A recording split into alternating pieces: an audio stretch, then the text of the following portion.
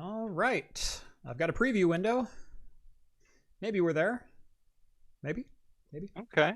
All right. Hey, there we are. Awesome. I see us now. And we are live. Welcome to Talking Heads, everyone. Episode 168, your once weekly live show for the latest in beer and tech news. I'm Jeff. I'm Rhett. Welcome to the show, everyone. Thank you so much for joining us on this Wednesday night or in podcast form on the replay over on Anchor.fm or wherever your favorite podcasts are found. If you've never seen the show before, we talk beer, we talk tech, we talk games, pop culture, entertainment, usually some Star Trek. This is a family-friendly show most weeks. I will say there is a news article coming up at the end of this show, and we'll let you know before, that are probably not for child ears. Echo and sound. What's the echo and sound? I don't know. Hopefully it's not me. Echo and sound. I have nothing one. fancy going on. Yeah, I only see one. I only hear one. What echo and sound? I get It no must just be. I got zero echo, says Brian. Cheers to that. If you have an echo, chime in. Otherwise, Mad Max, buddy. You better go and check your sound settings. Yeah, I think you might have me open in two windows. That'd be my guess. Fine. All right. My guess. Don't scare me like that. Ogroat says I changed rooms. I did not change rooms. No echo here, no echo. Yeah. I think it's just you, Mad Max. So, sorry. I think we're all good. Anyway, this is usually a family-friendly show, but there is a slightly adult content piece at the end of this. We will let you know when that is coming. But we are usually a family-friendly show, although we do drink alcohol. We read all super chats on the air, so long as they meet those family-friendly criteria, and you won't get me demonetized. In the early show goings, let us know if you're drinking along with us, alcoholic or not, and we'll give some shout outs as we go along. And if you'd like to join the super secret chat and the even more super secret after party, please think about joining the Patreon or the float plane. Links are both down in the video description. As an exclusive bonus, you'll get access to the Discord server, where you can chat with myself, Rhett, John, Steve, all of the toasts. There it is again. All of the hosts from Talking Heads, and join the awesome community over there. Awesome. All right. Well, now that the housekeeping's out of the way. Yeah. How's it going, Lots of people are not pleased that I shaved, apparently, so. Yeah, what the heck? I even trimmed today, and you took all the attention off my face, so thank you. Well, you're welcome. Yeah. I like the way that you put it. My chin hasn't seen daylight in many years. Yeah. So I did say that, didn't I? I don't know what it was. I was coming up, I don't know, a couple weeks after the new year, and was just feeling like it was time for a change. And I've been like shaving every day, every other day, which is not normal. So who knows? We'll see how long this trend sticks. Yeah. But otherwise I'm doing pretty good. Working from home 100% now. Thank goodness. That was always stressful having to leave the house all the time. So, Me too, for a little while now. Yeah. True that. I don't get to drink beer on the job yet, but I'm working on it. We'll get you there someday. Hopefully that comes around. Let's see. Rev is about to crack his Dr. Jeff prescribed double IPA. So Dr. Jeff prescribed a double IPA until his taste comes back, which he says he's about 50% of the way there. So hopefully, Rev, keep them coming, man. I hope those are doing you well. Let's see. I hope I can be forgiven for already opening a beer before we started rolling. As long as you tell me what it is, I think we're going to be just fine. I got a fresh can here for you when it's time, so I'll let you know. Okay. Michael says he's drinking a Melvin Brewing 2x4 double IPA, Imperial Double, 9.9%, 100 IPU. That sounds delicious. Novella had one as well. First Circle Brewing, Oranges and Cream, Milkshake IPA, 6.5%. I'm not sure which one I want to open first, and I have two very... Well, no, I think I just did decide which one I opened first, because I have two very distinctly different styles, shall we say. I think I'm going to start with... Who even makes this? This one's always weird to find. Mortals Brewing Company. in Avon, New York. I don't remember who sent me this one, but this is the Hydra Fruited Sour, and the can art is incredible. Oh yeah, looks like a Blue Eyes White Dragon. Yeah. From Yu-Gi-Oh. Yeah.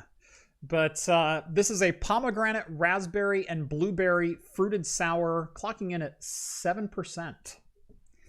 So, dang, that sounds good. And I've also got an Ex Novo Sons of Scotland Scotch Ale, and kind of a heavy one. It's 7.8%.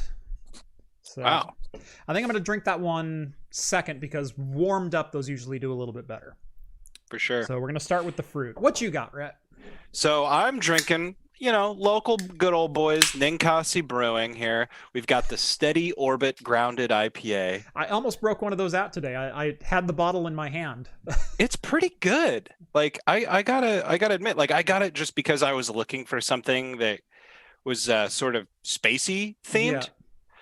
So I was kind of looking at like the Stardust IPA and a couple of other, or the Stardust Pale Ale and a couple of other things, and I ended up going with the Steady Orbit, and it's solid. It's really drinkable. It's only 4.5%. If y'all can see that, maybe. No. So it's not super heavy. It's not overpowering. It's really herbal and aromatic and really light and drinkable. I like it. I found the Steady Orbit, as you said, very aromatic, but for me, it left me wanting, especially for an Ninkasi IPA. Like I think I had bigger expectations than that one delivered, because Ninkasi doesn't miss very often, and this one felt like it wasn't quite where they're normally at. Like it's still drinkable. It's still a fine beer. But I would say that it's almost more like a pale ale too, right? Like because even at 4.5%. Like, and it's got that hoppy profile, like an American Pale Ale too. Yeah. So I don't know. I thought it was an IPA, and oh wow, there's like a blueberry puree on top of this. Wow, that looks amazing. And it smells like pie. Wow, just like straight up pie. Dang it! This smells incredible. When are we going to be able to get back together? I don't know. Oh, that's a real big bummer. Ooh. Is that going to wear on you, though? I bet by the time you get halfway through that, you're going to be done. This one, I think, is going to wear on me a little bit. Because it is definitely a sour. Although there's this sweet malty note. It tastes like pie. It tastes like it smells. Yeah, this is incredibly good, but this is one probably best served in 8-ounce portions, so I'm kind of sorry we're not together at the moment, because I'd love to give you tell me about it. Yeah.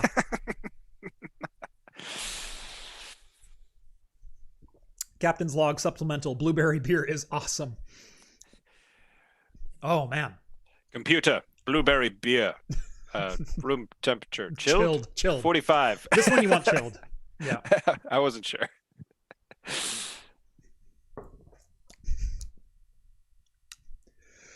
What did we say that was? Argentinian? 100 Argentinian dollars. I want pie beer from RM5000. Yes, you do. This is fantastic. How's your beer fridge, Jeff? Make any more room for beer? It's still full. Actually, I've gotten like more beer mail, and in fact, I think I received some beer mail early this week because it's from someone in Virginia that I didn't recognize, and it's not a company that I was expecting anything from. So I have a box upstairs that I might go and grab later on in the show. And I'm waiting for you to get a package and you open it up and it says "Hold for Rhett." Or general delivery to Rhett. Yep. I have got some with explicit instructions to make sure I share with John. So of course. But yeah, you guys need to start thinking about the other two. I mean, you can't leave Steve and Rhett out in the cold like this. I know. John, though, he's a true. John's a true team player, though. He keeps texting me that he dropped off a beer for me for a Christmas present, and I haven't made it out to go and pick that up from you yet. So yep. You have 2 presents sitting by my front door still. I keep meaning to. I got to hop over there. I was gonna do it today, but Tell you what, let's schedule a time and we'll do some socially distant scotch out on the deck. Hey, that's a good idea. Yeah. That's a really good idea. We get the fire pit going and have some scotch on opposing lawn chairs. It is Scotch season. Yep. Definitely a scotch season. All right. Let's go ahead and get into today's news. So this one came a little bit earlier than I was expecting. I mean, we've been expecting this announcement for a little while, but I didn't expect it till like March or April.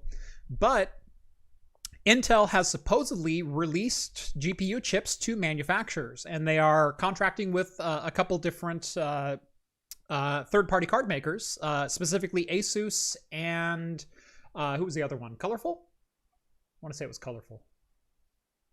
I think it was Colorful. I'm going to just say Colorful. That they have essentially released to manufacturing GPUs to start manufacturing. As I said, manufacturing twice in the same sentence. Awesome. Off to a great start. Anyway, this comes courtesy of video cards. And here's kind of a preview mock-up of the Intel DG1. We know that there's going to be essentially two different models using the DG1 GPU. There's going to be the Iris Xe Max and the Iris Xe. The difference is essentially 96 compute units versus 80 compute units, or execution units, excuse me, as they're calling them. Same memory bandwidth, same amount of memory on it. They are only using LPDDR4, so not exactly the fastest memory on the planet. PCI Express 4.0, although, again, we're not asking much out of 25-watt GPUs as far as bandwidth goes, so I'm not sure PCIe 4 was really a necessary addition.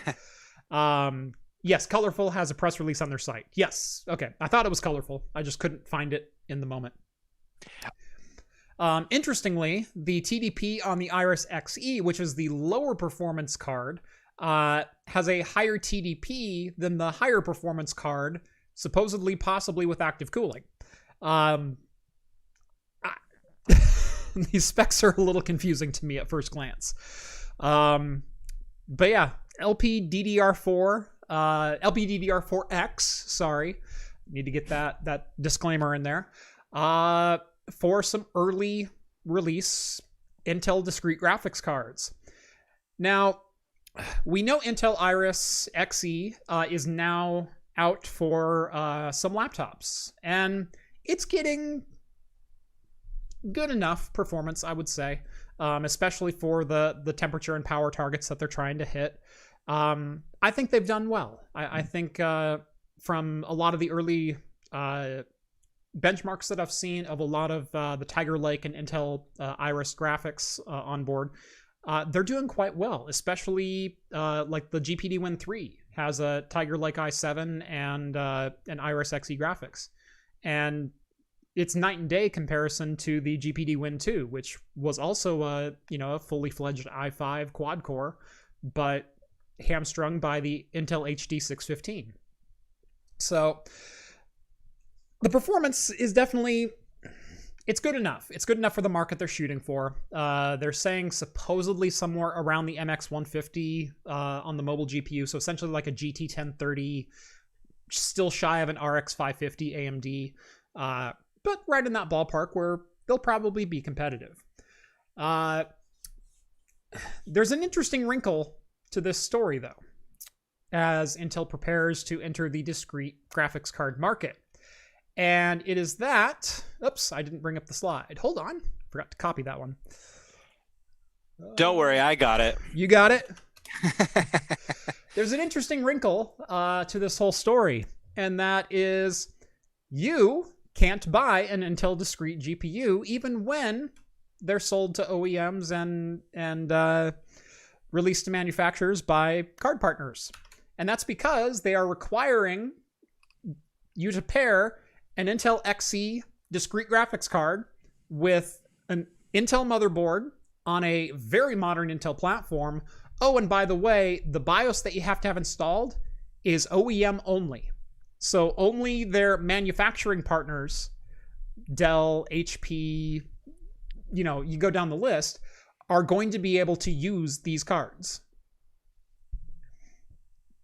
Has Intel learned nothing about competition and proprietary gates over the last 4 years?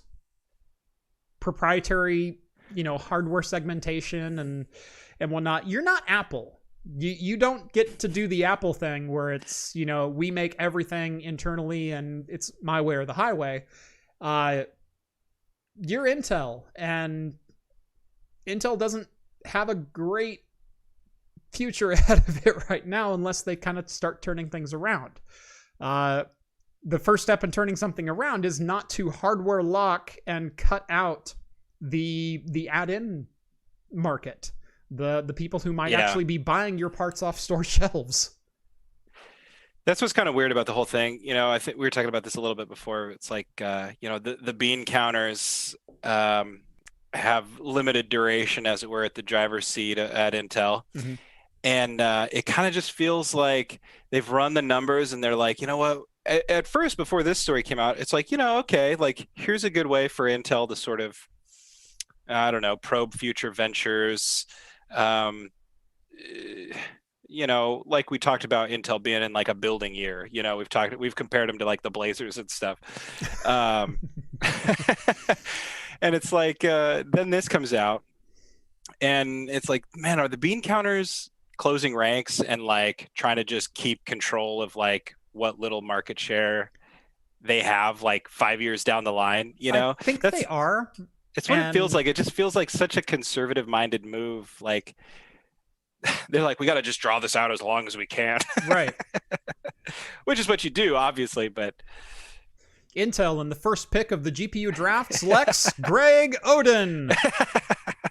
I mean, there's no other way to put it. I mean, and obviously this is only the first card. Sorry for that reference, everyone. This is only their first card that they're releasing to any kind of consumer market outside of, Tiger Lake integrated laptops and ultra mobile machines. But why is this necessary? Why are they putting up barriers to buying their own products? Especially when the products you're trying to compete with, you're not competing with. Price point, performance point, anything. It doesn't make sense to you and I because we're not accountants. Right. Our sole job isn't moving one bean from here to over here one at a time for the rest of our lives, wearing a white collar and a nice tie. Right. I mean, that's just all it seems like is that, it's just a lack of understanding of, I think, the base consumer market and where it's headed and all these sorts of trends. And they've proven themselves now for like the last 3 years incapable of predicting it. I don't know a single one of their predictions over the last 3 years that's actually come true, or and not to crap on Intel, because, well, to be fair to Intel, their parts are still good. I mean, they're still good components. They're going to work. And as good as first generation Ryzen was, it was also very much a first generation product with a lot of bugs and a lot of hiccups. I'm still running my almost 4-year-old MSI X399 Pro Carbon motherboard for my Threadripper chip. Now I have a second gen Threadripper chip in it in the 2950X, but that system has so many issues with like USB controllers not recognizing hot plug randomly. It's had its share of memory issues of not being able to clock up the memory even to like 3000 megahertz on a second gen chip with fully updated BIOS and everything else. That chip should be able to do 3200 megahertz. I can't even get it to 3066. I think I'm running at 2933. And while it's been a solid performer, I mean, it's 16 cores, 32 threads with 128 gigs of RAM in it. I mean, it is everything that I've ever wanted in an editing rig.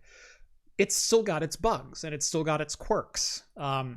Not to say that X299 was not a quirky system, because holy crap, X299 is definitely a quirky system. X99 was really the last truly solid high-end desktop platform from Intel. But as Intel is chasing and trying to get into the GPU market in some way, shape, and form, it just seems weird to me to put up so many fences in between the consumer and buying your product. Yep. Well, and I think that ultimately Intel is trying to change course, and it felt like this was a move for that. You know, Mhm. like not a big course correction by any means, but Right. you know, testing the waters. But you know, they're having a change in leadership shortly that I know a lot of people are interested in seeing what it pans out in the long term. Um, who knows? You know, I mean, Intel is one of those household names. It's not like I'd like to see them go anywhere, Mm-hmm. obviously. Right. And I don't Um, think they're in any danger of oh going no, anywhere. no. I think it's more, unless they start making some better financial decisions and trying to become competitive. Because Right. again, at the moment, I look at their consumer stack top to bottom and even their business stack top to bottom. And I'm having a hard time finding where they're actually competitive without making backroom deals with Amazon and Dell and HP and things like Yeah. that. Um, it's hard to look from a dollars and cents standpoint and say I can recommend Intel for very much right now. Yeah. So, I mean, except for the fact that Intel is the only CPU that you can buy because AMD Ryzen 5000 series is still completely sold out pretty much everywhere. It's been what, 3 months?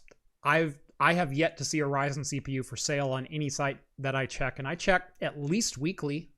For a while, I was checking daily, but I finally just gave up and said, "Screw it! I'll test the next gen." So, Yeah. yeah. Well, I think I'm By ready the to way, I crack changed my into my. mind. This is not wearing on me. Oh, it's Yeah, we'll good. see. Oh, We'll it's see. good. That's how it goes. The first 33% of a beer is always great. Oh, it's so good. I'm gonna crack open my second one of these bad boys. So Nice. just steady over. They're only 12 ounces, so Yep. I cracked one I'll allow open. you a second. Oh, It's, good. Thank you. yeah. This comes out of my expense account, right? Yes, totally. Sweet, sweet. Yeah. Nothing like a business expense come tax season. Cheers to that.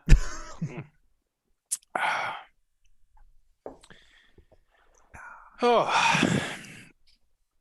all All right. right. And that kind of does it for the tech news this week. There wasn't a lot. Super chat, $5. Chris, you can't put a price on peace of mind and reputation. Nobody ever got fired for buying Team Blue.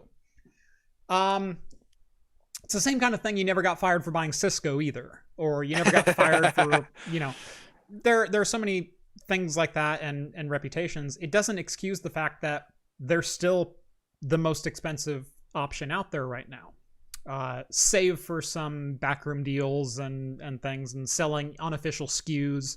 Wendell's covered that on a couple different occasions with some, non-official Intel parts that he's picked up, and he goes, "Oh, I've got 48 cores and 96 threads now. Thanks, Amazon, for those $800 chips." you So yeah, it's hard to recommend them, but like I said, they're still solid. Oh yeah. They'll still get the job done. If you bought an Intel CPU right now, I don't think you'd be sorry. You're just not getting the best bang for the buck. And you're not getting the latest features. You're not getting PCI Express 4.0. Speaking of the desktop and high-end desktop chips right now, you're not getting as much as you could for your money. I mean, almost anybody who has some sort of computing device in their house has an Intel chip in their house. So, I mean, yeah. I don't predict them disappearing overnight. Like I said earlier, Right. it's like, drawing it out as long as possible. And in this case, we're looking at years, decade or more. I mean, if they just go downhill nonstop, and even then, like they're always going to control a small portion of the market no matter what, just because of the name brand. I mean, in the word Intel is worth something at the end of the day. Yeah. I mean, yeah, that's I mean, that's like doomsday scenario we're talking about. I don't see Intel chips disappearing, but yeah. So I can say I don't expect Intel to be in any real financial trouble unless they continue down this road for another 3 years, banging the 14 nanometer drum. So they have so much money, they have so many resources, they have so much brain power over at Intel that I can't imagine them, just tanking and having to reevaluate themselves as a business. I mean, even AMD, which was not nearly as large of a company and still is not. I mean, AMD is pennies on the dollar compared to the size and scale of company that Intel is. AMD stopped making products for almost 5 years so they could do a complete reset and refresh of their entire architecture. Yeah. Intel can do it in 3. And I think we're on year 1 of it right now. We're not going to see anything until probably 2022 or late 2022, early 2023 at the earliest. But I think a complete architecture change is coming. I think they're finally going to retire the Core I name because that's hung around for what? Started with Core Duo and Core 2 Duo, but the Core architecture, which is just an evolution of Core 2 Duo, which really the architecture that we have now is just an evolution of the original Nehalem X58. That's been around since 2007, 2006. So they reached a point on 14 nanometer where they can't scale it down any further, at least with their own manufacturing techniques. Now, again, supposedly they're going to be fabbing out some 10 nanometer TSMC i3s, which I doubt. But hasn't that, they've been, I mean, I feel like that's a rumor that circulates around like all the time, every few months. Right.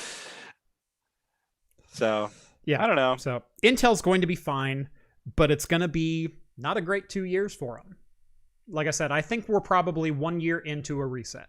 And I think after 3 years, so 2 more, I think your Nehalem was the first Core I.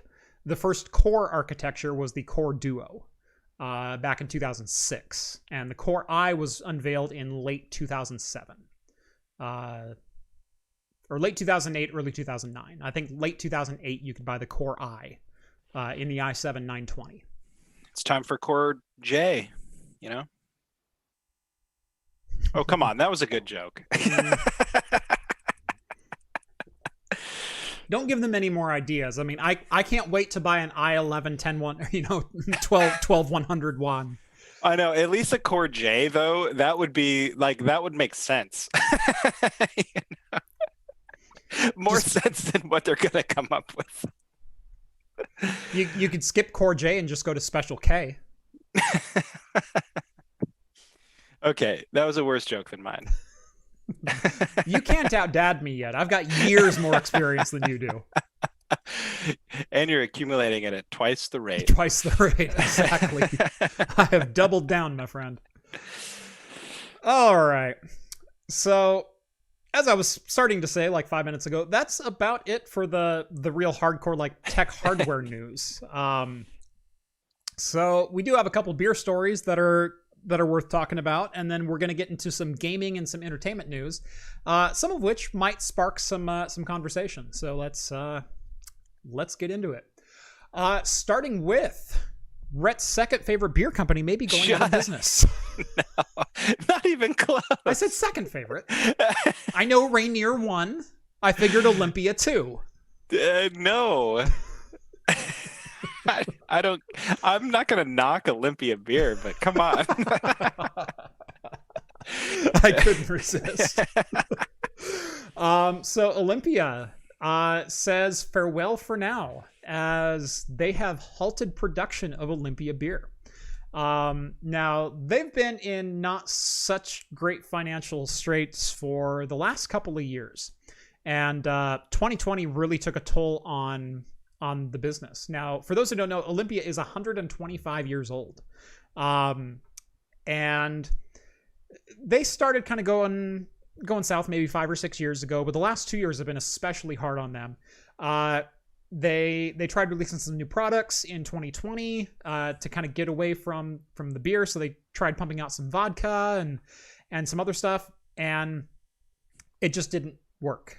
And so they said the Olympia brand itself just is not selling anymore. And we're not sure why. We're not sure how to bring it back or, get people excited about it again, but they're just not excited about it. And nothing that we've tried is working. And so we're not going out of business, but we're also not going to be producing beer either. So kind of the end of an era. I mean, that 125 years is a good run for a company. Yeah. You look at Nintendo with over 100 years. There's not many companies that can say that. Yeah.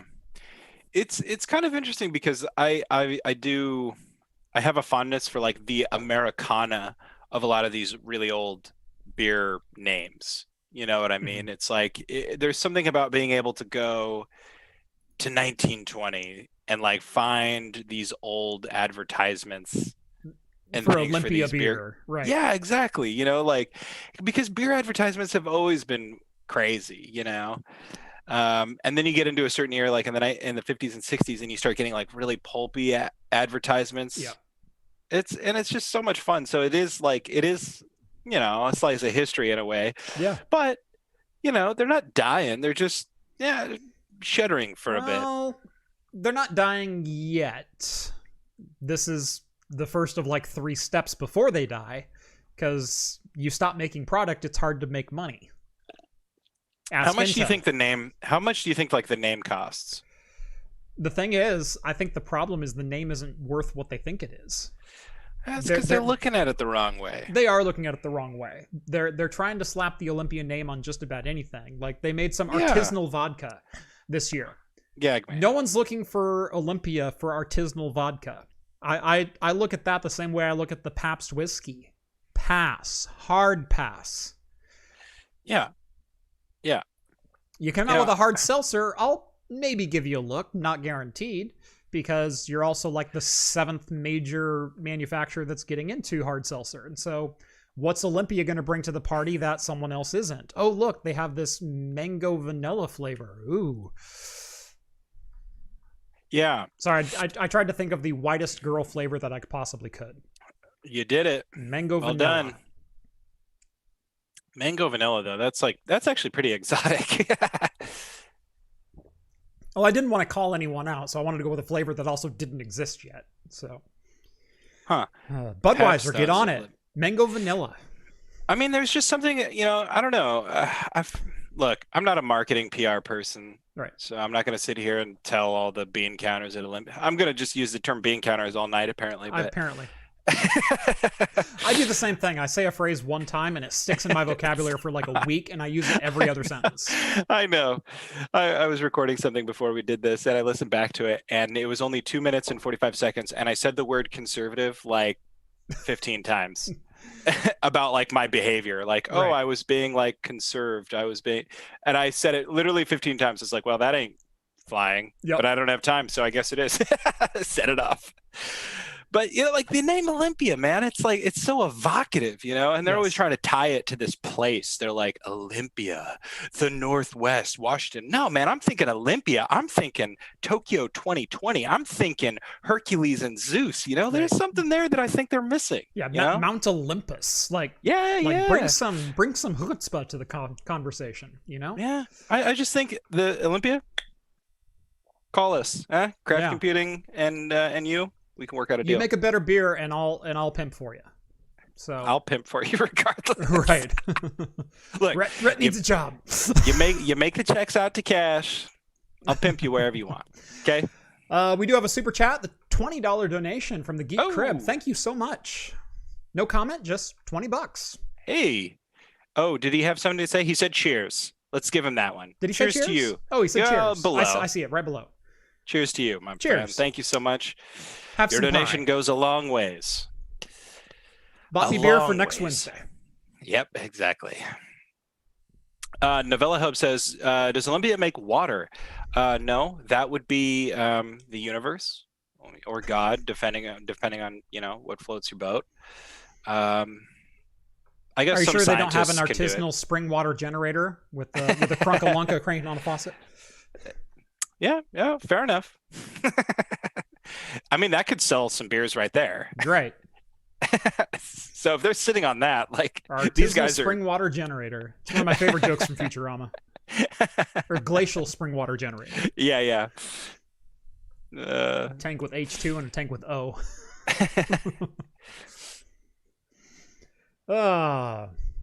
Pumpkin spice White Claw coming this fall. I've seen some mocked up cans for pumpkin spice White Claw. I even got John excited about it when I tweeted it at him, but he loves pumpkin beer. No, I always give him crap for liking pumpkin beer, but I'm pretty sure he likes pumpkin beer. He does, and it's one of my favorite things to pick fun at him for. I think he likes it less than we give him credit for. But the fact is, he does enjoy pumpkin beer.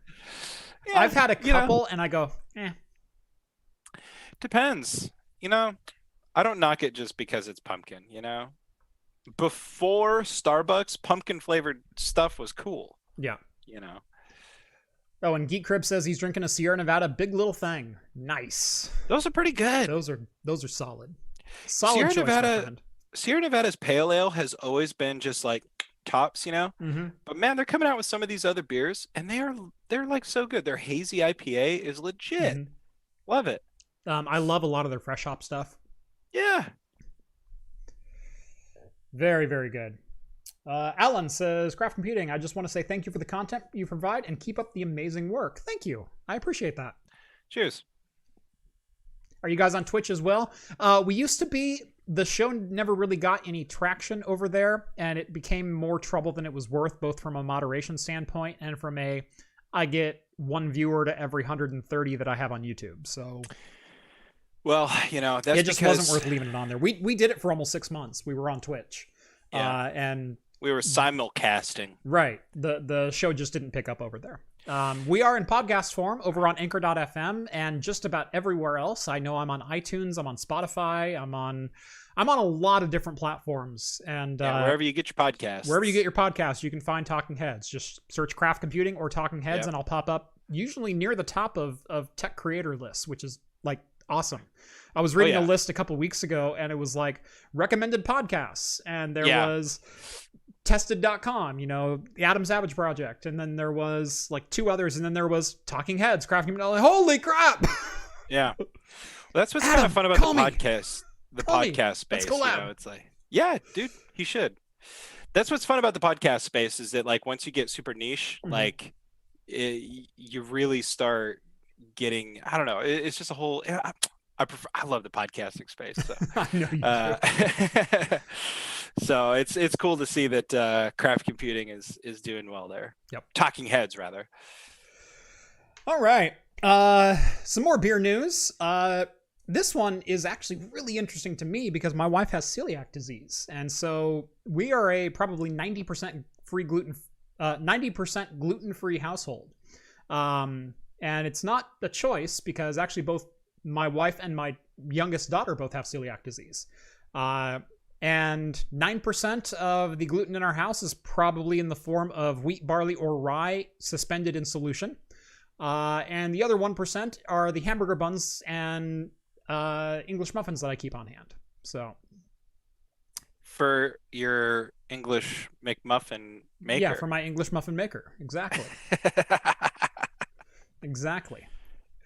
When's the review on that coming? You and Adam one day builds. Oh God. I would wet myself.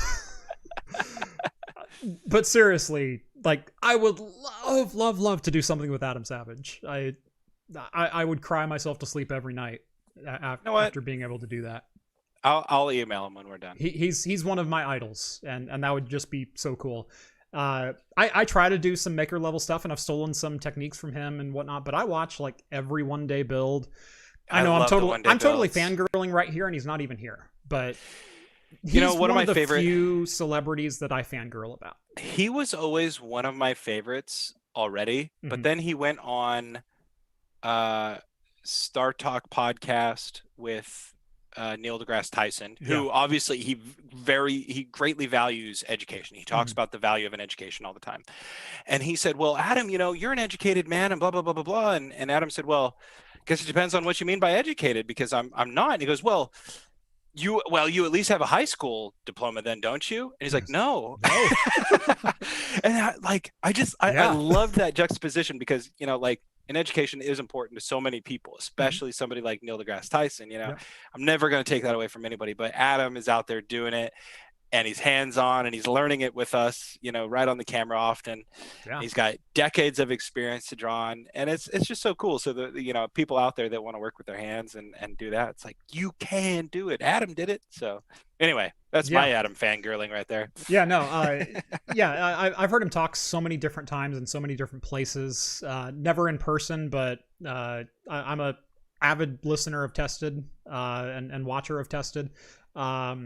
But he's the reason that I like diving into things that I don't know on this show. Not necessarily in the talking format in Talking Heads, but like ripping components off a graphics card. It's like, I've done a bunch of cap replacements on motherboards, but I've never like truly tried to modify hardware to like, drilling into a heatsink and crap like that. The Dishonored build, my Dishonored case mod, I took techniques directly from projects that he had used in making the world's first spacesuit. He made a high pressure suit, and he did like these fake welds on it, and I went, that's exactly the look I'm going for. And so I'm watching that video as it came out, and I'm going, and I'm trying to build my Dishonored case mod, and I went, that's exactly the look my case needs. I've never done anything like that. That was my first case mod ever. And it turned out great. And so he's the reason that I push myself out of my comfort zone. The amount that I do is you never know until you try. I think my favorite thing about the one day builds is when he goes through and he's like, well, I'm just going to jump into this. And then halfway through, he's like, okay, well, if I would have just done this right and not rushed it, I wouldn't have screwed it up, but I screwed it up. And so we're going to work around it. It's like every one day build, he screws up somehow. And it's always great. And it's always great to see the problem solving that he goes through after he screwed something up. And what's really funny is his process about like building things. He goes, if I'm going to have to do something more than 2 or 3 times, I'm going to make a jig to make it easy and repeatable. And so he'll spend like 3 hours making a jig so he can put together this one very esoteric part because he's building like 3 of them.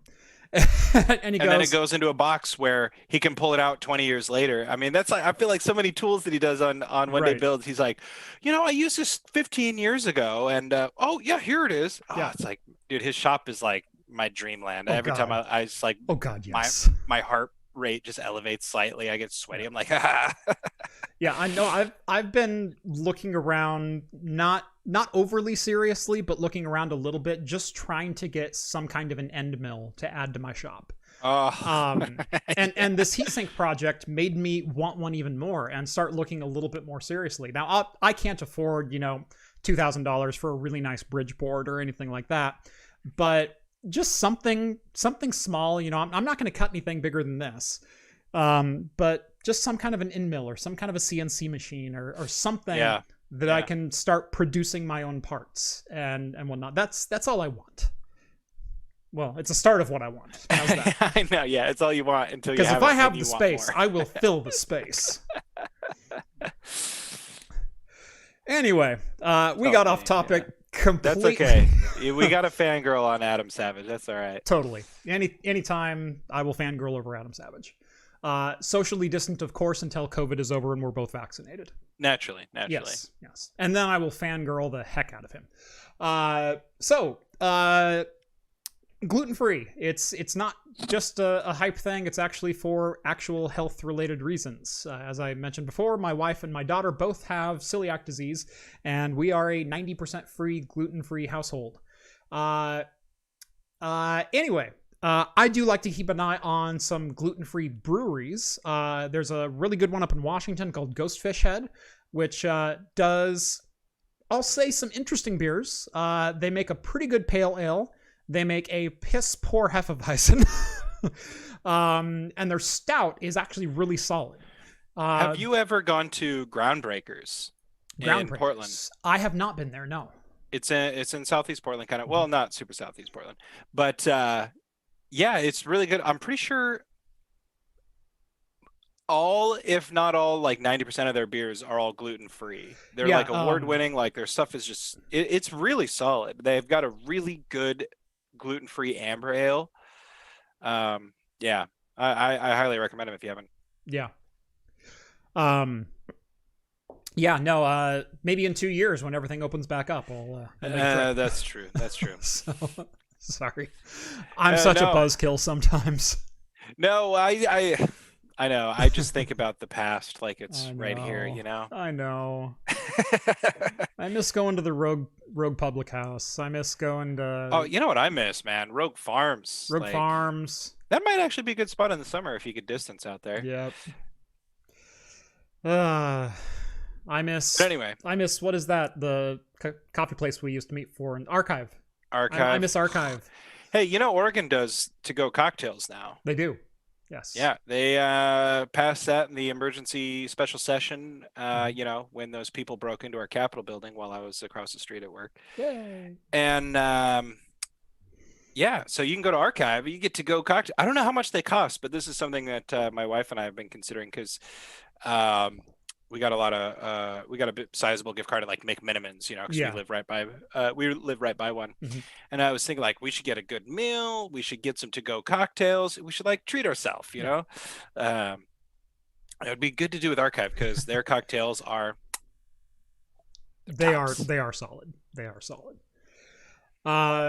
Anyway, so one of the latest trends in beer has been pastry stouts, has been very, very super thick and sweet stouts. Stouts you can cut with a knife. Chocolate cake in stout form.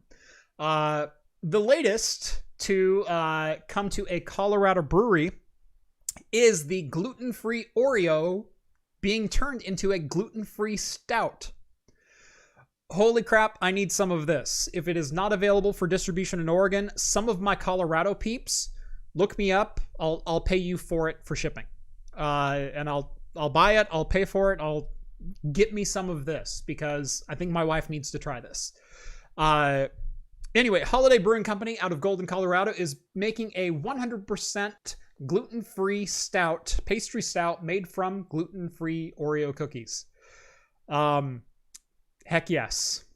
Heck yes. It's 6.8%, I think. Yeah, right down there. Oof. God, it looks good. So it's a lighter ABV stout, but it's made with gluten-free Oreos, 65 packages, clocking in at 35 pounds of Oreos in a barrel. 35 pounds. So risking looking ignorant here, are Oreos typically gluten-free anyway? No, they are not. No. Okay. No, gluten-free Oreos came out, I want to say like 8 or 9 months ago. Oh, gotcha. Okay. They're a fairly recent addition. But yeah, 35 pounds of gluten-free Oreos going into a single batch of beer. I'm all about that. That's, hey, sign me up. Yeah. Yes, sir. Let's see. And the Tap Room in New York becomes the first to offer autonomous contactless beer delivery via drone. Because of course it does. So if you live in New York City, I'm assuming within a couple of miles probably of Tap Room, then you might be able to be the recipient of up to 50 pounds or 36 beers at a speed of 4.5 miles an hour via sidewalk drone. I thought we lost you for a second because you weren't moving like at all. No, worried sorry. Me. I'm too engaged in chat. I know. My bad. So yeah, little drones can carry up to 50 pounds or 36 cans, and they will deliver it within, I think it was 2 miles of home base. Not that that's a huge radius, especially considering New York, but that's got to be good for something and someone.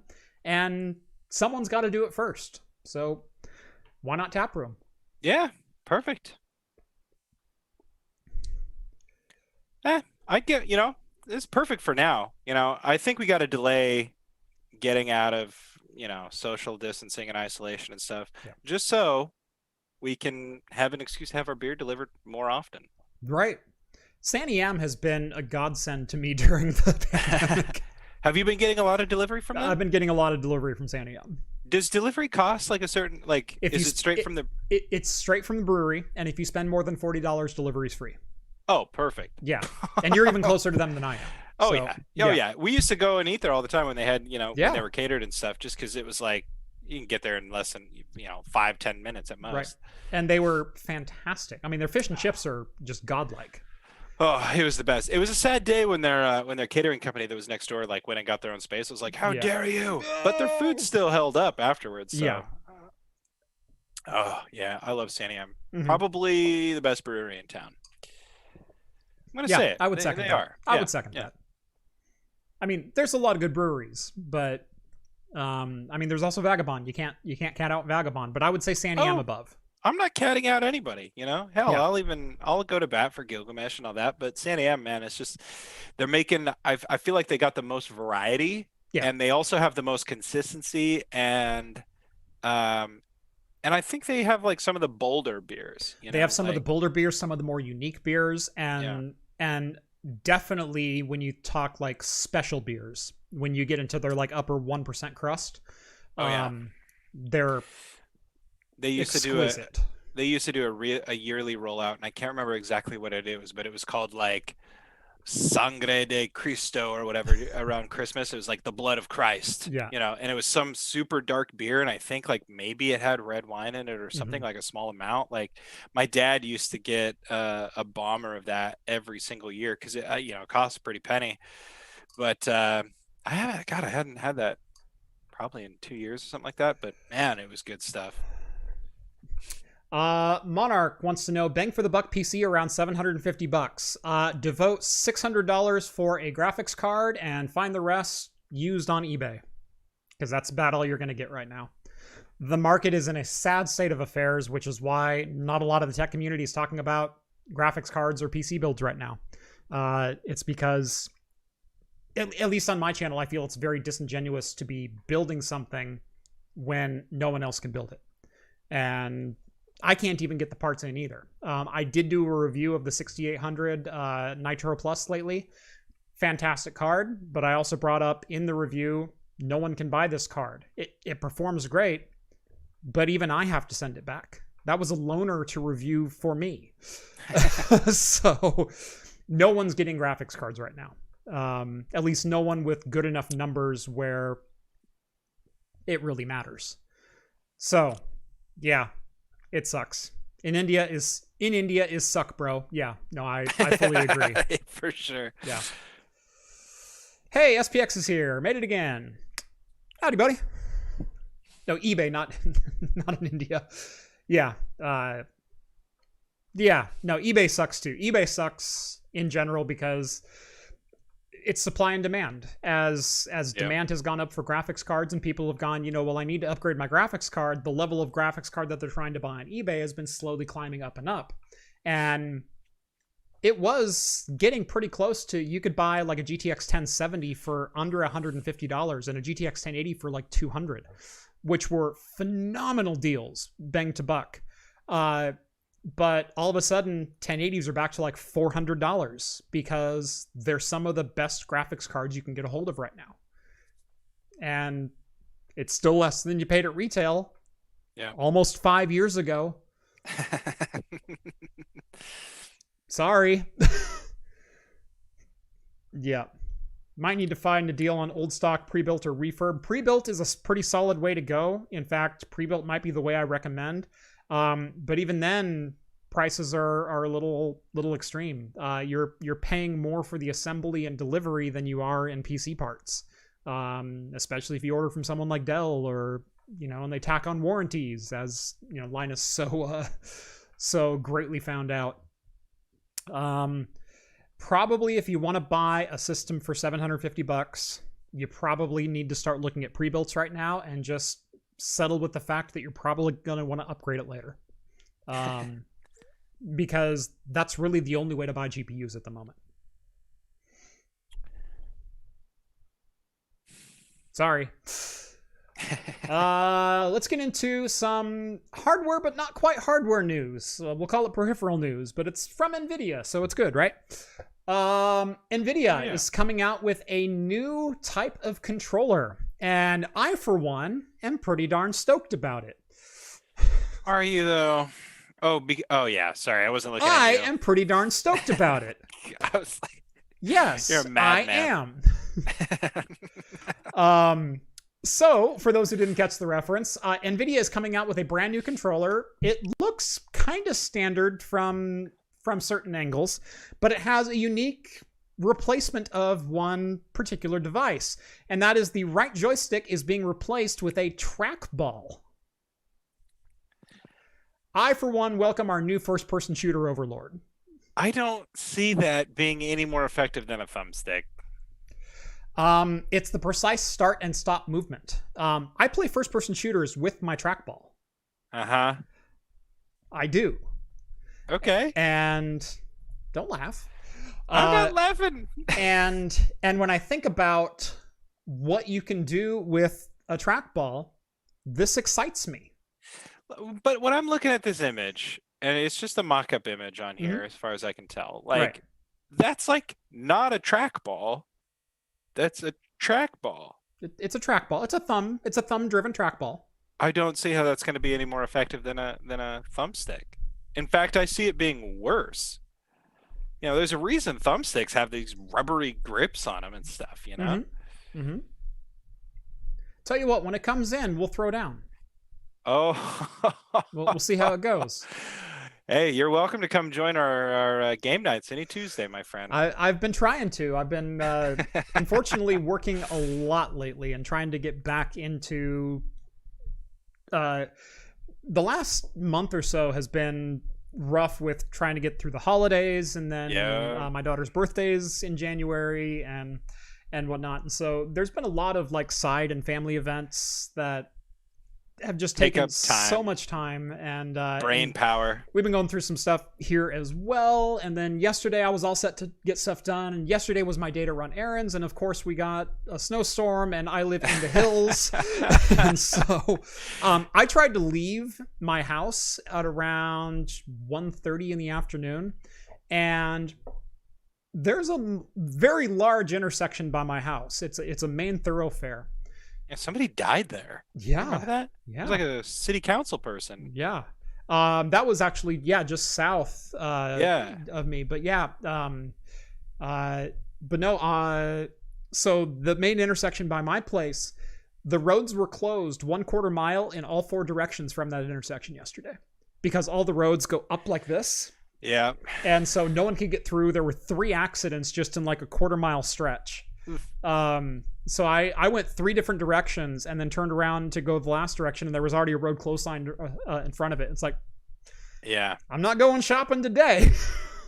Well, and where we're at, you know, it's like we don't get any real attention from the city all that much, and so it's like, yeah, I had something delivered today, and the poor lady gets out of her car, and you know, even today, like there just snow and ice everywhere. Yeah.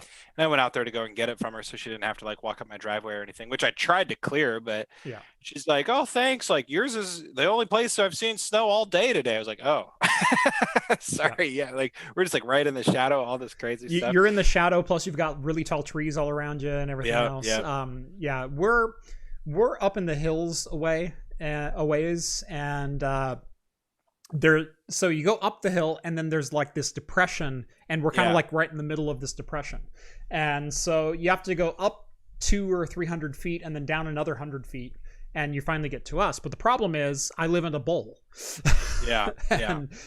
And so yesterday, and we have some steep grades around here. Well, even like, you know, right out in front of your place, like on the cul-de-sac or whatever, it's like woof. Oh, that's a steep hill right there. There's a cul-de-sac around the corner from me that's a legit like 1-to-1 grade. It seems. Yeah. Like, no, it's crazy. So I drove a quarter mile in 2 different directions, and there were 70 cars that were piled up and stacked along the side of the road. And along one of the roads that I was coming down, you could see where people had been playing bumper cars off both sides. Oof. And yeah, it was. Yeah, people, it was something else. And people outside of Oregon are laughing at us, but we just don't get snow ever, so a lot of people just don't know how to drive in it either. So there was some of that. There was a BMW 3 Series that didn't have a mode less than 3/4 throttle or 3/4 brake, so just spinning tires the whole time. The garbage truck came up to my house yesterday while it was snowing, and he pulls up like 10 feet in front of the garbage can and slides back down to the garbage can. I was impressed with his accuracy. Yeah. Like, I was just watching him do that. He gets right at the can and grabs it with the arm and puts it in. I was like, how did he know how far to pull up ahead? That's on that impressive.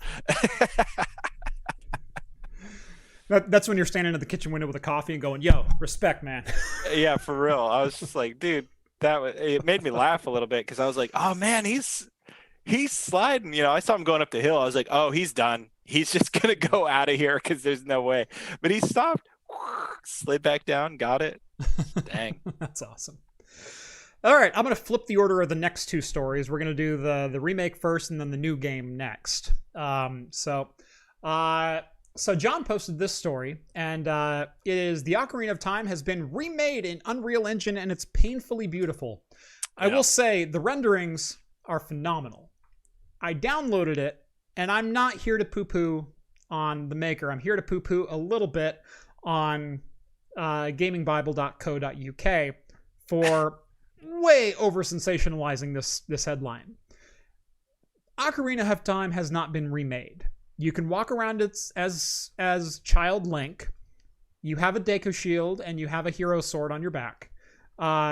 You can't use them. You can run, and you can tumble. If you walk into water, you clip straight through it. And in some cases, you clip straight through the ground. There is no interaction with anything within the world. It looks really great. But a remake of the Ocarina of Time, it is not.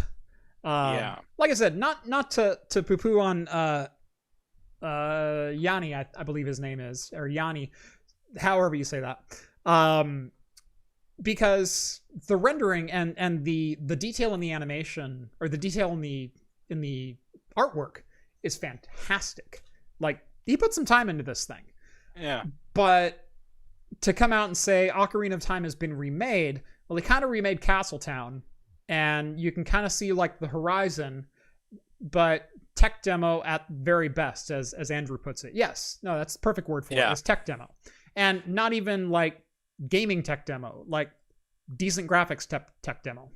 Well, and not, looking at even the images right on the top there, it's like, yeah, okay, what is that? The Temple of Time. Temple or of Time like, extended in front. That looks fantastic, but then the picture on the right doesn't look like anything special. There was entirely too much motion blur that was not configurable at all. There's no menus, there's no anything else. You open it up and it just goes full screen to your desktop.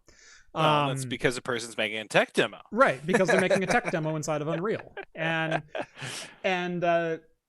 like, it's pretty. It's pretty, but I don't know that this deserved an article that said Ocarina of Time's been remade. But I don't know about you, but that link actually just keeps that link. The URL keeps just scrolling down, and it's like the next headline is The Legend of Zelda Majora's Mask Unreal Engine 4 remake looks unbelievable. And it's like, yeah, those screenshots look amazing, but and then you keep going, anyone and can it's model. like Metal Gear Solid has been remade in Unreal Engine 4, and it's stunning. And then you keep going, and it's literally just nonstop, like, this has been remade in Unreal Engine 4, and it is blah, blah, blah. Yeah. Like, okay, we get it. Unfortunately, that's not the truth. I mean, and this is a problem, Look, I'm a big fan of the modding community and things like this, especially for, Elder Scrolls in particular. And like, they're always talking about reskinning the old games with the new engines or whatever, blah, blah, blah, blah, blah. It's like, it's always kind of a pseudo pipe dream in a way. Tell me you don't have Sky Oblivion downloaded. Yeah, I'm more into. I've played all of them.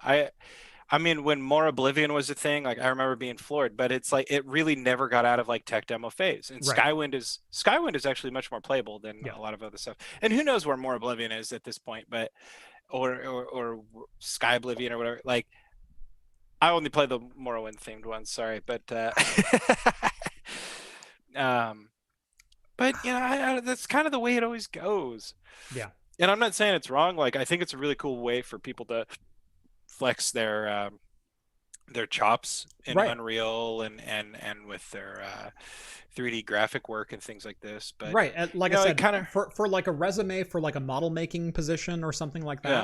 yeah, Incredible demo. Very well done. And like we've been it was great work. yeah. But again, my problem was more with the headline, less with the maker. Oh, 100%. So, Yeah. And they got just a list of headlines like that. Yeah. But we've been playing like Halo Master Chief Collection for our game nights and stuff. And Mhm. I went back through and played Halo Combat Evolved because they have it, reskinned. And it's really awesome. Like the new HD skins like look fantastic, but it's still the same old game. And, it's kind of fun because you can sort of on and off the skins at will. RTX on, RTX off, if you will, in a way. And it's like I almost prefer playing it in the old-fashioned way because Yeah. when you play in the reskin version, you can just tell that it's just reskin. I don't know. There's nothing super special about it. So Yeah. Yeah, no, a lot of the fan remake games, I mean, there's been a couple pretty darn good ones. oh yeah, for sure. But for the most part, they end up being glorified tech demos or reskins with Yeah. broken mechanics. Yeah. And this is one of them.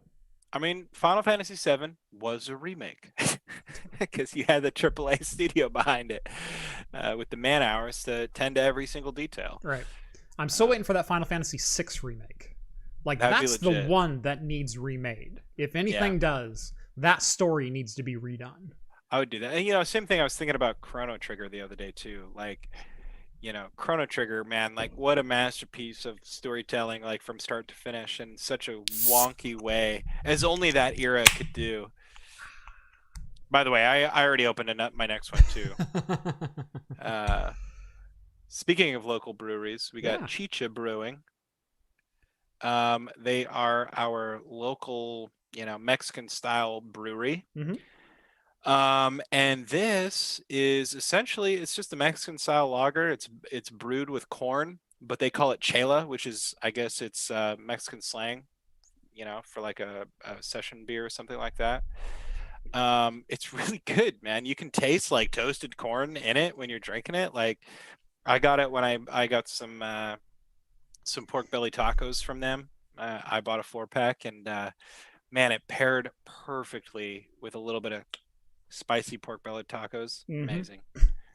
Yeah, Andrew says Chrono Trigger was ported to Android. Yeah, Chrono Trigger, the Final Fantasy IV remake, which was the full 3D and voice acted remake, which was a pretty darn good game if you haven't played it, as well as Final Fantasy VI have all been ported over to Android. However, Final Fantasy VI was just an embarrassing remake.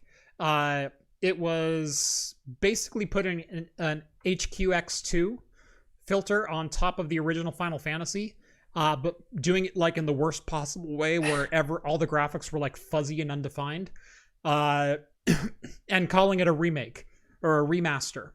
Yeah. I mean, it looks good, but it's certainly not a remake. Like there was no new art, there was no retouched anything. It literally looked like a filter, with quasi widescreen support. Like they went from 5:3 to, or 5:4 to 4:3, and then called it widescreen support. It's kind of a bummer. Yep. But almost like the worst thing they could do is go for a real remake of 6. Yep. Oof. So my next beer is Ex Novo Sons of Scotland.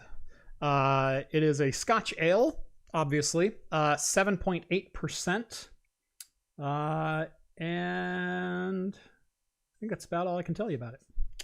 Yep. There's no bad beers from Ex Novo, so No. I've been jamming on a lot of their stuff lately too. yeah, I was thinking about picking up some last time I was at the store, but Have you tried the triple down economics? It's just the ones and zeros on the can. Looks Triple like down. That is a genius name. I haven't. Isn't had it great? That to me is like Ninkasi Megalodon. Like it's like that quality of triple IPA. It's 10%. It's just solid. And I think it was like $11 for a 4-pack. Nice. That's good. That's solid. Yeah. Oof. Mouth is watering.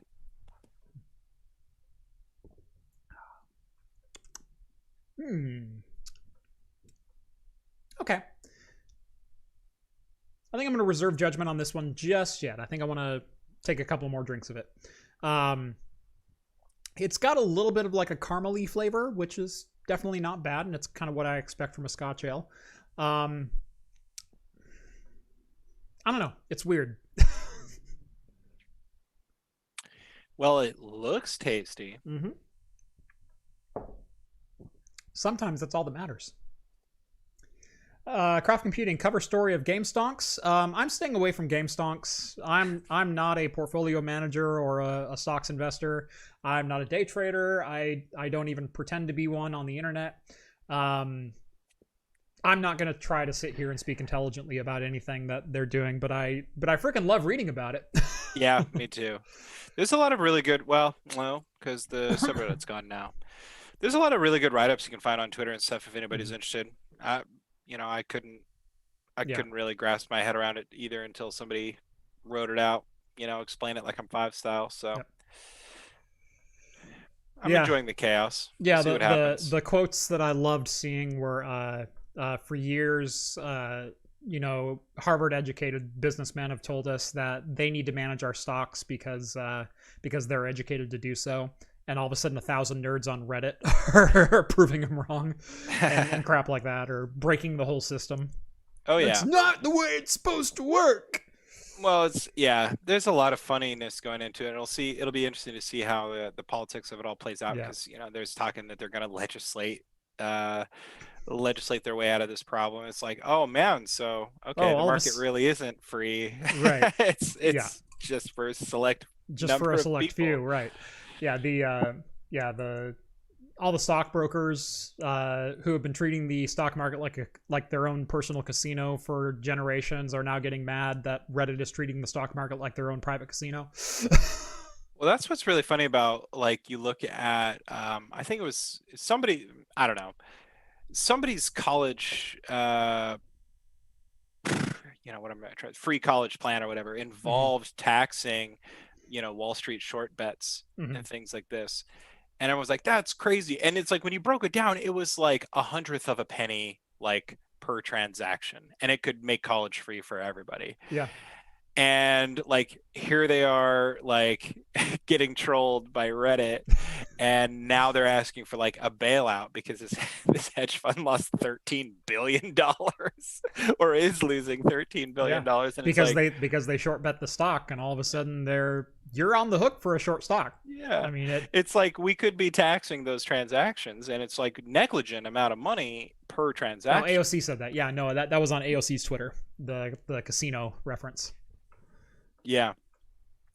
So it's just crazy. I'm no expert, but it's just seeing it unfold on Twitter and Reddit has been a freaking wild ride. Yep. No, and I don't want to get off. It's been great. Yeah. That's all I'll say. As like a spectator, it's just like, yeah, you can't look away. Yep. Yeah, exactly.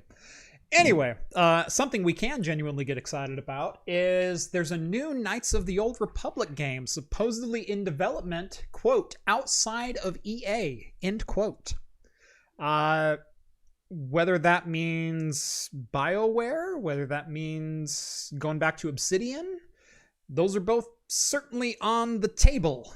And either way, I think hopefully we'll all win in this one.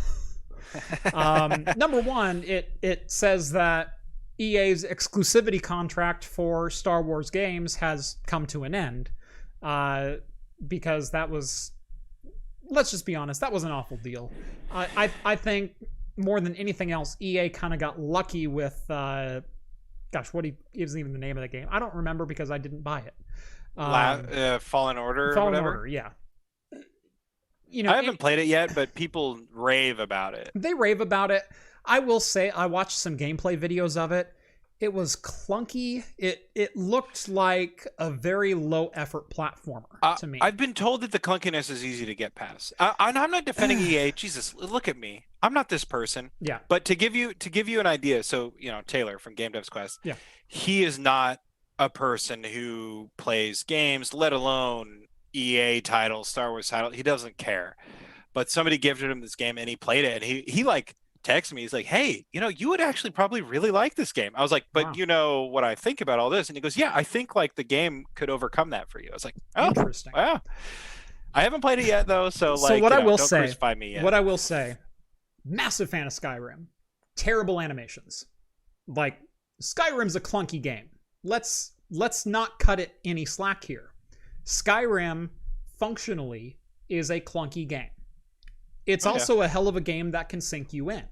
And you don't care about the clunkiness because the environment, the storytelling, the things the music, the mood, everything about it, the character customization, the leveling, the skill trees, they make you not care that your character has 2 modes of walk and your feet don't actually move underneath you at the right speed compared to the speed that you're traveling across the ground. Yeah, and there's no athletic skill to make you run faster or slower because, right. It's a game catered for the masses. I mean, not people who want to play an immersive RPG. No. Right.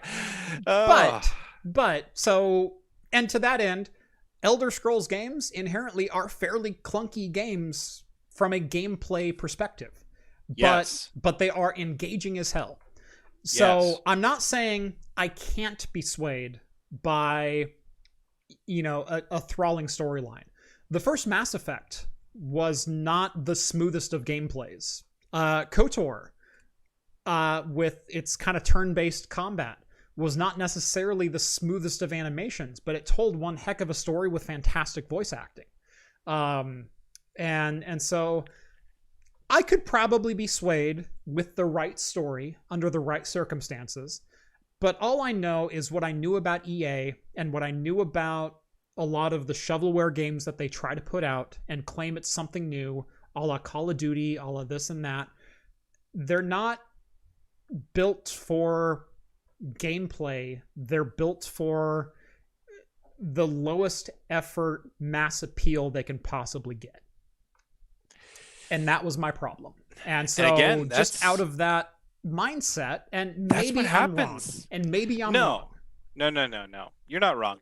That's what happens when the bean counters take over. How long has EA been in business? No, I'm never going to let accountants off the hook because they have... I'm just laughing that you used bean counter for a 7th time today. I'm sure it's more than that. I'm sure it's more. Like, you said it before the show. I did. You did. We weren't even talking counting beans. I just mentioned I had chili for dinner, and he goes, oh, the bean counters are at it again. Oh, God, this dang bean counters. Dang bean counters. How many beans were in that chili? I think I need to count them. There is a lot of jokes to be had there, too. Like cats' feet, like their little toes look like beans, you know? Or I don't know. I'll workshop that later. Beans? But... I mean, fava beans. But yeah, anyway, the whole point of that is that it's the accountants, it's the shareholders that have really, really like kind of ruined like AAA game. Not ruined. I don't want to be that person that says like there's no market. There's no art in it anymore. Right. Because that's not true, it's man. Not true. Like, this has been the story about Cyberpunk. They're trying to point. It's like, well, this is what happens when you corporatize the art thing, and yeah, it's like, okay, sure. What's funny is the entire plot line of Cyberpunk is the corporatizing of the world and trying to escape it. Yeah, that's hilarious. Yeah, there's some meta commentary apparently, but right. It's like, man, the same thing can be said about movies. Once upon a time you had constraints and you had all this and that, and people complain incessantly now about movies. They're like, you've seen one Avengers movie, you've seen them all. And it's like, okay, first of all, shut your mouth. They're all great. They are all pretty good. Exactly. You're not watching it because it's high art. You're not watching, Avengers. I'm watching it because I want to buckle up for 2 hours and enjoy the damn ride. Yeah, Right. man. Like you telling me that you don't clench a little bit when Thor comes blasting out of the Bifrost Right. with his freaking new hammer, and then he's bring me Thanos. Oh, like come on, that's epic. And It's you pretty only good. get that with the amount of money Disney infused into Marvel. You know what I'm saying? Yeah. So So small side story to Avengers Endgame. I've only watched Endgame one time, and I watched it without audio on an American Airlines flight on my that was 3 hours delayed on my way back from Dallas, Texas, on a direct flight. So it's a 5 hour flight. Um, and I was so pissed off that I didn't want to buy the headphones because of course you have to buy the damn headphones on an American Airlines flight. It's not just plug in your own. Um, and uh, and so I watched it on the next person's headset in yeah, front of me, yeah. and I also had the window seat as someone who's 6'5", and American Airlines does not build chairs for anyone above 5'2".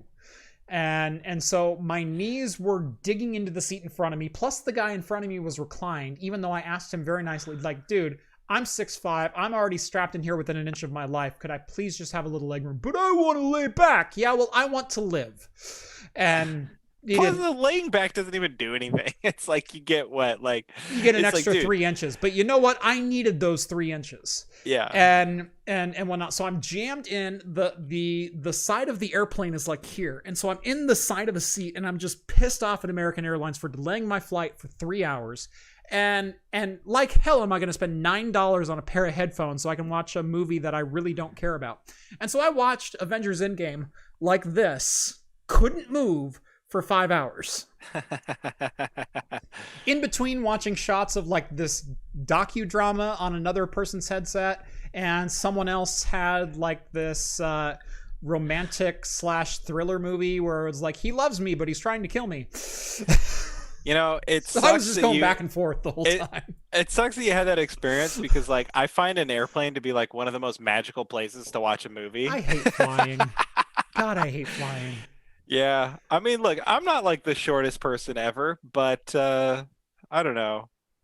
I have a certain stoicism about flying that I think Yeah. lends me a little bit of spiritual strength in those moments. Yeah, no, you've flown a lot more than I have, but I hate flying.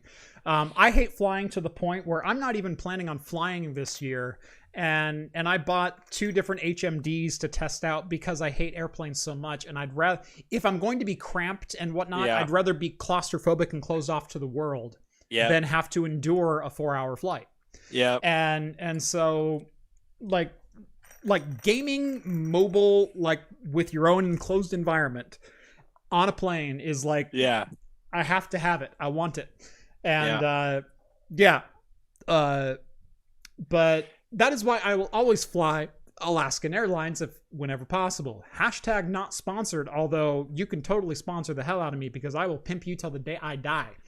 Dude, wouldn't that be great if Craft Computing could just go to all these shows Could in the just be future and sponsored by fly? Alaskan Airlines. That'd be great. Right. I don't need to go anywhere they don't carry. Why would I? Yeah. But yeah, I book Alaskan Airlines whenever possible, even for more money, even at inconvenient times, because they're the only people that I have enough legroom to sit on a plane comfortably for more than an hour in. Yeah. I mean, I've taken Cessnas that were roomier than American Airlines. Yeah. Well, and that's the thing, I might have flown more than you, but when you're flying like transcontinental, like the planes are also a little bit bigger. Like you have more Right, space, I right. think, because it's like I fly to like, Florida or I don't know, wherever. Or like think about when we flew to Vegas. You're crammed in there like sardines. It doesn't even matter. Yeah. Like every inch is $1 to these people. I will And say 5 out of 6 flights from Vegas, I have had an empty row. It's incredible. yeah, I did too. So I can't complain Wasn't that about awesome? that. Yeah, it was glorious. So that picture just came up the other day for me. I was noticed. Yeah. I was like, oh yeah. yeah, no, there and back. My first year, I had my own row. I had the row to myself. With Rhett, there and back, we had rows to ourselves. It wasn't just like Yeah. me and Rhett on a 3-seater. No, it was me and Rhett on a 6-seater. Oh yeah. It was glorious. great. My Both backpack ways. had its. I lost my water bottle there. Yeah, on that that's flight, right. which was I had for like 10 years. But hey, now I gotta Got a new one. Yep. So what are you gonna do? There you go. And then one of the 2 flights with Steve. I think I had a 2 to a 3 seater, and I had the aisle seat, and the dude was stuck in the window, and it's like, okay, I can jam with that. And the way back, we were crammed in like sardines. It was a terrible flight. Yeah. But no, that's my airplane experience. I'm 6'5". I'm over 200 pounds. Airplanes are not pleasant to me. Yeah. All that to say that, that's exactly what AAA gaming is like. Flying American Airlines. Yeah, EA is like flying American Airlines. There you go. Yeah, exactly. So they don't care if they please you as long as you get on the damn plane. Right. It's not about the one pleased customer. It's about how many customers. American Airlines, total. We care about your comfort and safety. No, you don't. American Airlines, we care about your wallet. But yeah, I'm not going to sit here and I haven't played Fallen Order. To deploy the emergency slide, please swipe your credit card at the door. Oh, that's a good one. That's really good. I'm sorry, you didn't pay extra to not land in water. To depart the aircraft, please swipe your credit card. What, again? First headphones and now this? If you do not swipe your credit card to depart, you will be charged for the next flight. I'm just putting on a parachute. I'll make it. Anyway, let's get into it. So it's almost 90 minutes in. Okay, you got one more? I was gonna say all that to say I'm excited about a new KOTOR game not being EA. Yes. I hope that they drop this exclusivity with EA and they open it up, because the best Star Wars games were always the little guys. Yes. I mean, BioWare I guess wasn't that little, but right. I mean, that's why you get gems like Star Wars Episode 1 Racer, right? Because it's like you're not having EA making your games. Because if EA was making your games, what would that game have been? It would have been nothing. Yeah, you know what? I still play KOTOR and I still play Episode 1 Racer pretty regularly, especially now that they're both on Good Old Games. Right, man. Yeah. You know what I'm not replaying? Battlefront 2. Although Battlefront 2 was free on Epic. So did you get that? Don't even own them. Nope. No. I was going to try Battlefront 2. It was free. Nope. We'll see. After I saw Darth Vader in tank mode for the low price of $72.99, I went, nope, not going to try it. I don't even care that there's a single-player campaign. Not my jam. Yeah, it could be the best single-player game ever. Well, let's just say I will buy any Rockstar game day one, because the single-player campaign is going to be insane. Oh, yeah. I'm really ticked off, though, that we're no longer getting single-player DLC. Because Liberty City Stories and Ballad of Gay Tony were incredible. You know, The Lost and the Damned and Ballad of Gay Tony for GTA 4.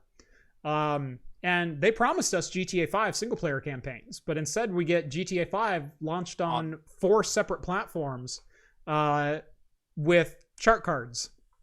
Yeah. Yay! Yeah. I'll still buy the game, but I'm not spending a penny on multiplayer, nor am I even going to log into the server. I'm just going to play the single-player game. Well, it's kind of the bummer, too, with Red Dead Redemption, is it shows you where their intentions are, that they launch Red Dead Online for $5. Yeah. Yeah. It's like, okay, I guess this is where they're going. They're trying to trap as many players as possible. I mean, and that's fine. And then no one wanted to play Red Dead Online. Right, yeah. Oh, well, imagine that. Mm-hmm. Yeah. Yeah. You lower the barrier they saw you coming from a mile away. Yeah. Yeah. I mean, you lower the barrier of entry like that, like it's going to change what your dedicated players think. So. Right. Exactly. And anyway, all right. So at this point, we are 90 minutes in. We have 30 minutes left. It's time to put the kids to bed. Right. We are going to be fairly sensitive about language and content in this section, but we do deal with adult themes. We'll say that much. Okay. So we'll try to keep the innuendos to a minimum, although I'm sure a couple of jokes will slip through because that's just who I am. And I guess that serves as like a mild content warning for anybody who's uncomfortable with this too. So it's a content warning for some adult explicit content. How's that? We're gonna be tasteful the best way that we know. The best that we can, but we are talking about adult content here. So, all right, Kids in bed? Beers at the ready? All right, here we go. By the way, fantastic Dairy Queen Blazers glass. Oh, thank you. I appreciate that. Yeah, it came from my brother-in-law's collection. He brought it one time to drink rum and cokes out of for one of our old school podcasts, and he never took it home. So it's mine now. Skull says disable holodeck safety parameters. No, I think this is more of a disable inertial dampers. Because the ship's going to be rocking. Don't come a knocking. Oh no, the dad jokes have started. We haven't even read the headline yet. Count it. The Geek Club, $20 donation. Thank you so much, man, for some more good beer. Oh, I'm going to invest for next week just for you. Time to enter the Craft Computing Holo Suite. Oh, the Holo Suite. Yeah. Dad jokes part 2. Oh, the dad jokes never stop. No. Get to know not at me. all. All right. Let's get into it. So we mentioned Cyberpunk very briefly in the last story about being maybe a little bit glitchy, but still engaging gameplay, and a game that I've enjoyed the hell out of. So cleverly disguised as a responsible adult. Thank you, Andrew. Anyway, so CD Projekt Red is in the news again. This is as just of 9 hours ago. This is a very recent story that CD Projekt Red has requested Nexus game mods to remove a mod in which the players could have sexual relations with the co-star of the game, Johnny Silverhand, aka Keanu Reeves. So I'm gonna get the joke out of the way first. Well, who wouldn't want that? Like, even I wouldn't balk at that.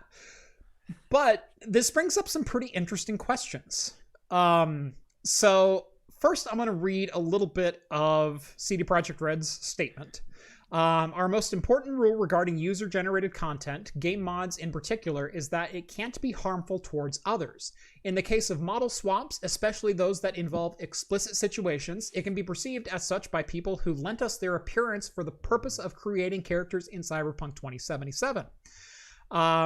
That CD Projekt Red obviously wants to do no harm to the relationship with Keanu Reeves, as they may use his character model again. They may want him to provide more voice acting for future DLC, etc., etc. And Keanu Reeves is not the only one to give his likeness to CD Projekt Red for Cyberpunk 2077. There is Hideo Kojima. It has a cameo in there. There's a number of other both celebrities and non-celebrities alike that have characters within the game. I think it was Alana has a scanned character in the game. There's who else? I'm drawing a blank on someone else, but there's a number of people, both big and small, well-known and not all that well-known, that have scanned characters within the game. And what does a mod like this say about the modder, about the community as a whole? What are the ethical ramifications of a mod like this, where you're swapping out a character so you can, I'll let the YouTube thumbnail do the talking for me there. But there's some interesting questions to be raised here. Yeah. I guess, Rhett, do you have any thoughts to start us off with? It's a tough nut to crack. Because, I think they really kind of nail on the heart of the issue with the idea of, like, you got any more puns in you? I'm sure I can come up with some, but I think the key thing is, like, how would we feel? They really focus on Keanu Reeves, but obviously it's hard for me because the issue at hand is sort of twofold, right? It's like the issue of, like, doing harm to somebody potentially, and modding. And on one hand, I don't think that, like, mods should be inhibited in any way. I think that, like, that's the joy of, like, PC gaming in many ways, and, like, what really has pushed like PC gaming culture apart and separate from, other gaming culture is the ability to like, mod your games. Mm-hmm. And it has been that way since day one. Right. On the other hand, it's like if I were to find out that like Keanu Reeves was like super uncomfortable with that, like I would feel pretty crappy about putting my seal of approval on this mod, Right. and not to say that like, it's wrong or right. I'm not sure And not to say that exactly CD Projekt Red is saying, it's that it's wrong wrong or or right. right. Yeah. And not to say that by, because he's a celebrity and because he is presenting or, because he likened himself in a virtual world, that we now have the right to put him in a sexual situation, which he didn't sign up for. Right. That feels wrong. I mean, in a weird way, like this is sort of like the weird thing that like we've seen about how like deep fakes is exploited. Mm-hmm. It's like on one hand, like, we might watch like movie stars, actors and actresses like engage in scenes in a certain way on TV because they lack a certain like cultural or like social power. But like, I think about what's her name from Game of Thrones? Daenerys Targaryen. Oh, I yeah, can't yeah, remember yeah. the actress's name, but anyway, Emilia Clarke. Emilia Clarke. Thank Yeah. you. So like in season 1, like she does topless scenes, Right. and they're all tasteful and things like that. But like as soon as she signed up for season 2, she had all the power to say like, I'm not doing that again. Mm-hmm. At least that's if I have my story right. And so that's why you don't really ever see another topless scene with Emilia Clarke, because she held all the cards. And it's like she doesn't want to be in that situation. She shouldn't have to be. Right. And so imagine being an actor or an actress and you go and do mocap and you lend your likeness to all this, and they like you are taken advantage of by the fans. Right. It's a hard one for me because again, I don't want to stand in the way of modding. And that mod's going to exist probably one way or the other. That's Rule 34 of the internet in many ways. The mod exists, yeah. and whatnot, and let's change the script ever so slightly. This mod is about Keanu Reeves. What if this mod, and specifically CD Projekt Red is going to bat for Keanu Reeves, saying, we want you to take this down. We believe that this may damage our relationship with Keanu, and he did not submit to have himself be presented in this way. Yeah. What if this mod, let's just take the other, person that I know granted their likeness to CD Projekt Red, and that is Alana Charizard. Yeah. And she has a character in the game that has a bit part, and would we be having the same conversation if it was a woman in that position?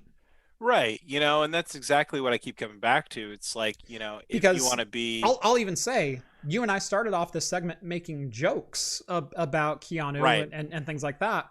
And I feel like I could, but at the same time, I feel like if this mod was about Alana going after Nexus mods, that there'd be people... We'd have a lot more seriousness to it, probably. Yeah.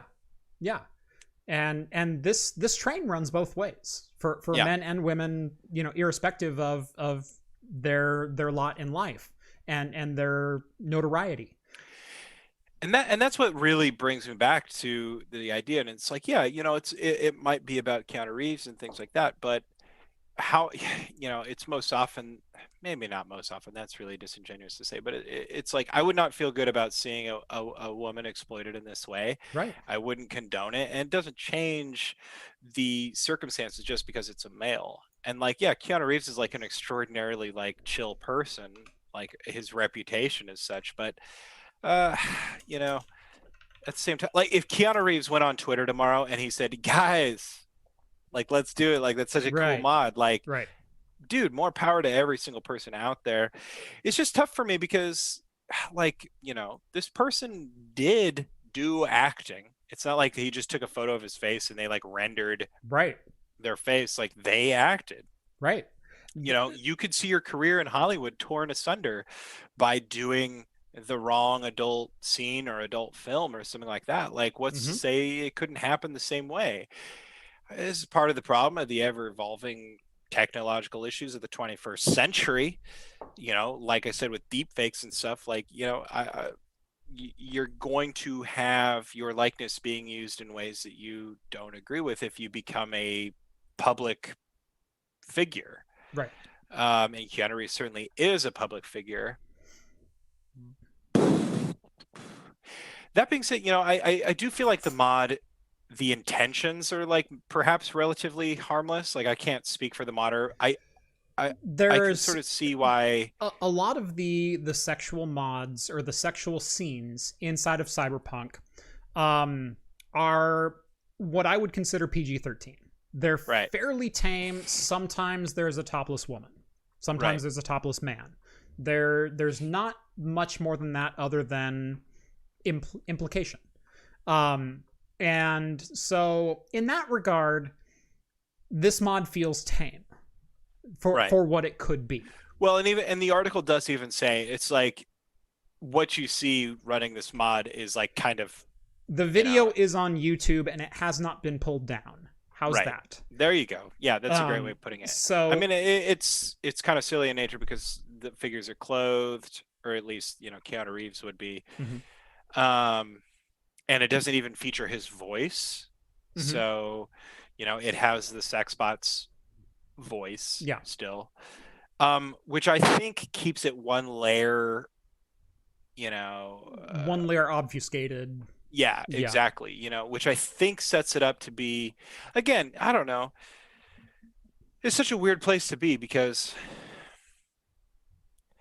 it's like that layer does add a level of like, okay, like where are we at with this whole thing? These are just the realities of 21st century computer gaming and acting and public figuring and things like that. But then again, it's like you make these exceptions, and where's the next iteration come in?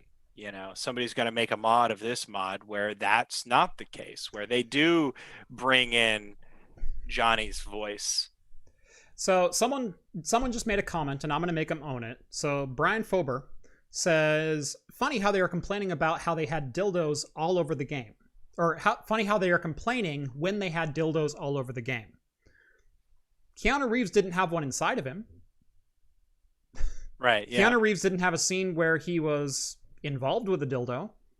There are dildos in the game. Did Keanu Reeves consent to a sex scene with the player?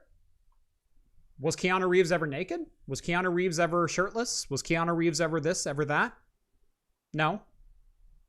And he might have said like, hey, I realize that this game is supposed to be forward and progressive in many like sexual ways. However, like if you're going to use my likeness, like I'd prefer not to be in any scenes with a dildo. And that's a perfectly reasonable and professional I will say, request. Spoiler alert, there is a sex scene with Keanu where you are the player as Keanu.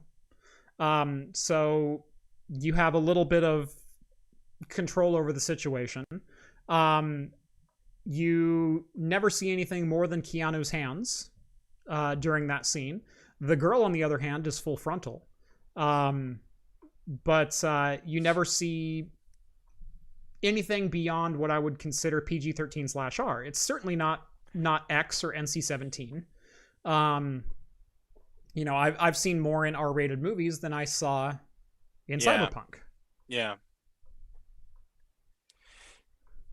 Yeah, for sure. So, and again, let's flip this script if it were about one of the female models who consented to have their likeness in the game.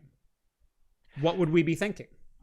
Yeah, honestly, like it's hard for me, it shows you how my old school thinking is. It's like, man, I imagine a female actress in that position being compromised in that way. And I'm imagining the Twitter threads, like it doesn't seem okay to me in any way, which is where I have to approach the issue with Keanu Reeves, and somebody here says like, if they removed his likeness, would it be an issue? John Jay said that.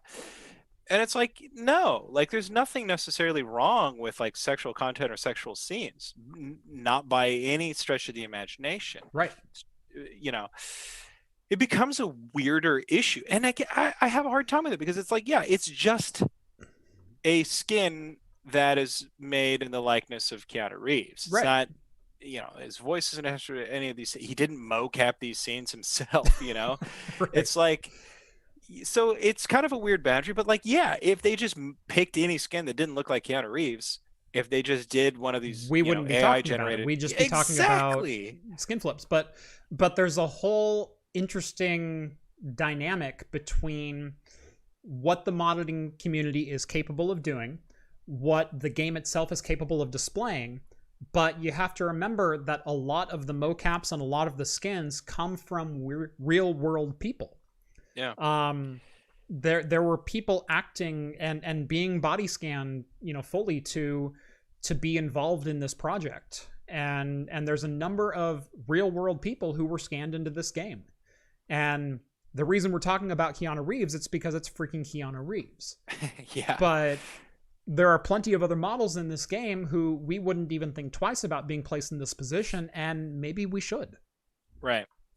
Yeah, and John Jay says here, Fallout 4 had similar mod with generic models. It's like we wouldn't be having this conversation if it was like Mario and Luigi. You know what I mean? Like, I've seen that one. Everybody's seeing that one. The internet's been around for decades now. Andrew says the real question is CD Projekt Red even responsible for that kind of a mod? And the answer is no. But they do have a right to sort of like protect their content. And in a way, it's like, their work, their name, their money went to go and acquire Keanu Reeves' likeness and his permission to use that. I'll go into a very weird place to kind of make this point. Okay. There was a news story a number of years ago. So do you remember Esurance? Esurance was an insurance spinoff from Progressive that was supposed to be like all about the digital age. And they had an Esurance anime style cartoon girl who was the mascot. And Rule 34 did what Rule 34 do. And they placed her into a bunch of explicit scenes. She's the mascot of an insurance company. and I guess there was like this secret love affair between her and Kim Possible and all kinds of crap like that. And so Progressive dropped that voice actor and dropped the premise altogether of that character. So it costs them work, essentially. It costs them work. It costs them real world things because some people needed to fantasize about sex with an insurance salesman. And I know that's a really weird story to just like pull out of left field, but that totally has the same implications today about that person consented to be on an insurance commercial and be the spokesperson for a company and ended up being placed in sexually explicit positions. And in probably fairly uncomfortable, marketing and everything else kind of way, even though Progressive and Esurance as a whole had no control over what was being done with her image. Yeah. This is the same kind of situation.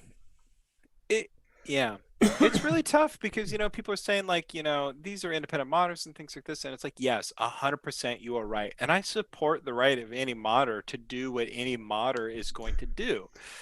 But at the same time, if I were CD Projekt Red and I created something really cool and I didn't want it to be used that way, I might be a little upset. I don't know. It's kind of a weird, tricky middle ground situation we find ourselves in here.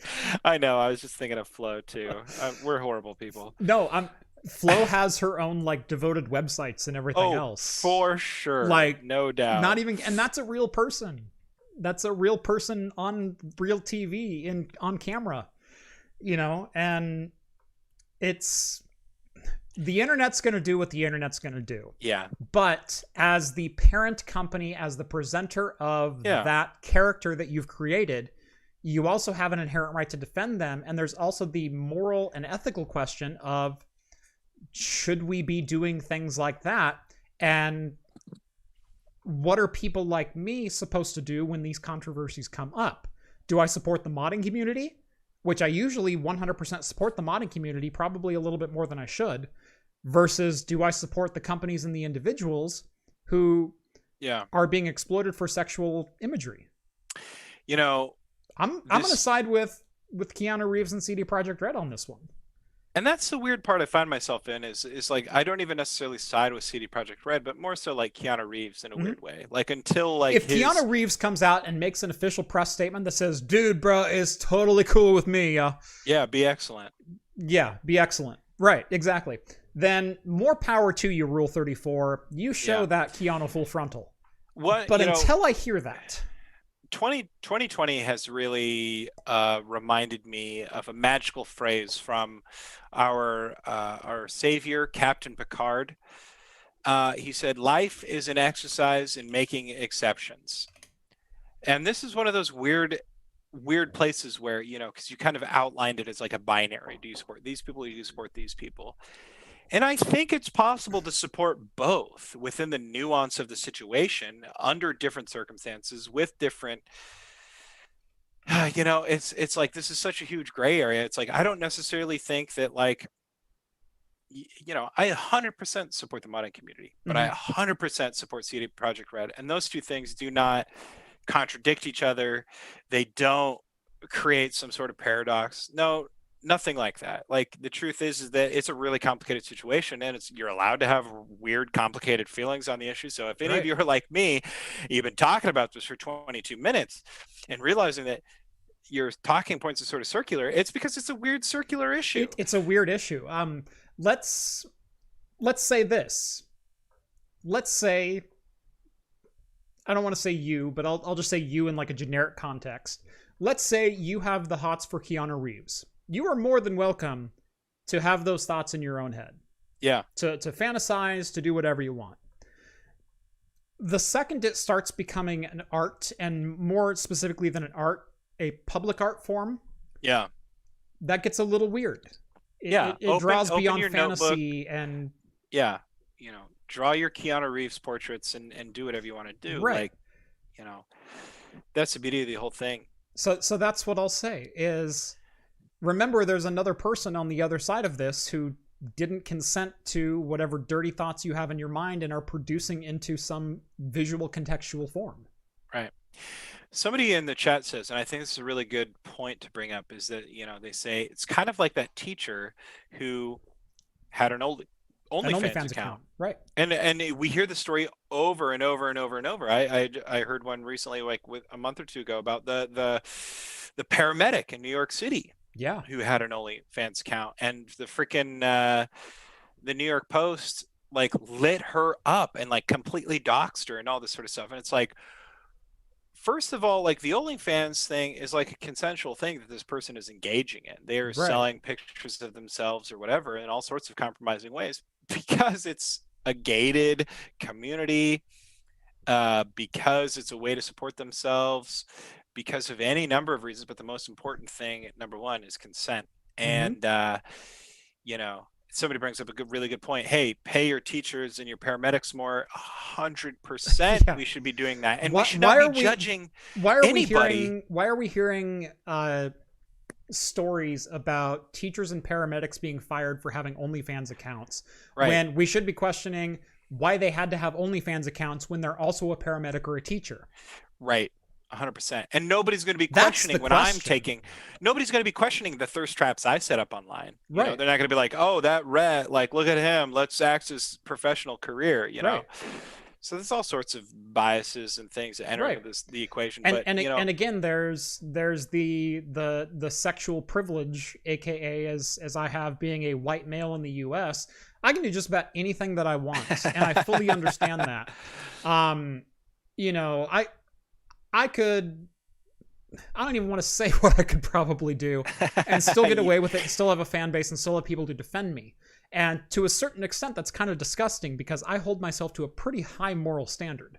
Right. And there are those who don't. And there are those who get defended for some pretty despicable things. Right. Yet a paramedic makes an OnlyFans account and she gets run through the rails by the New York Times and going, well, she's a paramedic, she should hold herself to higher standards. Maybe she should have been paid a working wage so she wouldn't have had to take pictures of herself and sell them online to creeps. Yeah. I mean, that's what's kind of crazy is like in a weird way. And by the way, she willingly did it. And there's nothing wrong with that. It's a very like liminal sort of space between like what those people do and like what we do right now, right here, right? Like we're creating content. We're using like, our minds and our bodies to do so. Like it's just crazy to me. This whole thing's crazy. But the key thing is like you and I consent to being on camera. They consent to doing their OnlyFans thing, and nobody deserves to have anything thrust upon them that they do not consent to, and that includes Keanu Reeves, public figure or no. Right. So, think about that next time y'all are clicking through your weird deep fakes links, Right. you bunch of creepy old Or farts. links to the 50 most beautiful women, which pops up on whatever BuzzFeed news site I'm trying to find tech news on that John forwards me, and I go, what the heck is this? The amount of ads that I have to block on sites that John submits, I will go through and I will load them up, and I will do a dropper from uBlock. Yeah. And I will block individual elements and then never refresh the page, because it's like, oh, there's a beer story and how to make your boobs 50% bigger. And I'm not even kidding. It's like, yeah, I have a business to run here. I don't need this kind of crap.